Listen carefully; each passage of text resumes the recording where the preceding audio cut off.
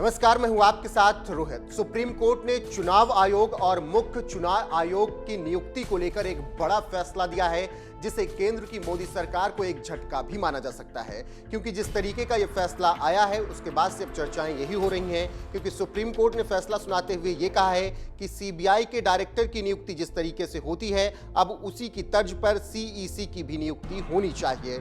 मतलब कि पहले प्रधानमंत्री, विपक्ष के नेता और चीफ जस्टिस ऑफ इंडिया किसी नाम की सिफारिश करें और उस नाम को फिर राष्ट्रपति तक भेजा जाए, और फिर राष्ट्रपति उस नाम को अगर मंजूरी देना चाहती हैं तो वो दें, नहीं तो ना दें। आपको बता दें कि चुनाव आयोग में मुख्य चुनाव आयुक्त और चुनाव आयुक्त की नियुक्ति कैसे हो, इस पर सुप्रीम कोर्ट ने बड़ा फैसला फिलहाल दिया है। सुप्रीम कोर्ट ने कहा है कि सीबीआई की चीफ की तर्ज पर ही मुख्य चुनाव आयुक्त और चुनाव आयुक्त की नियुक्ति की जानी चाहिए और पारदर्शिता बनी रहनी चाहिए, ताकि आरोप प्रत्यारोप का दौर ना लगे। एक कमेटी होनी चाहिए जिसके अंदर कुछ लोग होने चाहिए, जिसमें प्रधानमंत्री, विपक्ष के नेता होने चाहिए। वो किसी एक नाम की सिफारिश करें, उसे माननीय राष्ट्रपति तक भेजा जाए और वो अगर नियुक्ति को फाइनल करते हैं तब नियुक्ति की जानी चाहिए। सुप्रीम कोर्ट ने कहा है कि इससे पारदर्शिता बनी रहेगी और सिस्टम भी सही से चलेगा।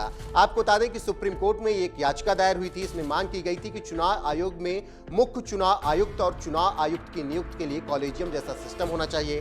कॉलेजियम सिस्टम जजों की नियुक्ति के लिए होता है। हालांकि कॉलेजियम में सुप्रीम कोर्ट के जज होते हैं, जो जजों की नियुक्ति के लिए केंद्र सरकार को नाम भेजते हैं। केंद्र की मुहर के बाद जजों की नियुक्ति होती है। याचिकाकर्ता ने याचिका दायर कर चुनाव आयुक्त और मुख्य चुनाव आयुक्त की नियुक्ति में कॉलेजियम जैसे सिस्टम की मांग की थी। 23 अक्टूबर 2018 को इस मामले को 5 जजों की संवैधानिक बेंच के पास भेजा गया था, जिस पर अब बड़ा फैसला सुनाया गया है और बताया गया है कि किस तरीके से ये बड़ा फैसला जो आया है वो केंद्र सरकार को एक झटका भी है। क्योंकि अब सुप्रीम कोर्ट ने कह दिया है कि पारदर्शिता होनी चाहिए और एक कमेटी बनेगी जिसमें प्रधानमंत्री, विपक्ष के नेता, चीफ जस्टिस ऑफ इंडिया होंगे और वो किसी एक नाम की सिफारिश भेजेंगे राष्ट्रपति तक, और अगर राष्ट्रपति उस नाम की मंजूरी देती हैं तभी उसे नियुक्त किया जाएगा। मतलब सीबीआई के चीफ की नियुक्ति जिस तरीके से होती है उसी तरीके से अब नियुक्ति होगी। ये सुप्रीम कोर्ट ने फैसला दे दिया है। फिलहाल सुनिए इस पूरे मामले पर सुनवाई के बाद वरिष्ठ अधिवक्ता प्रशांत भूषण क्या कुछ कह रहे हैं और क्या जानकारी वो दे रहे हैं। So the Supreme Court today, Constitution Bench of the Supreme Court today, in a very historic judgment, has directed that in future appointments of all the election commissioners shall be done not by just the government alone, but by a committee consisting of the Prime Minister, leader of opposition or leader of the largest opposition party, plus Chief Justice of India. Similar to the selection committee for the CBI director.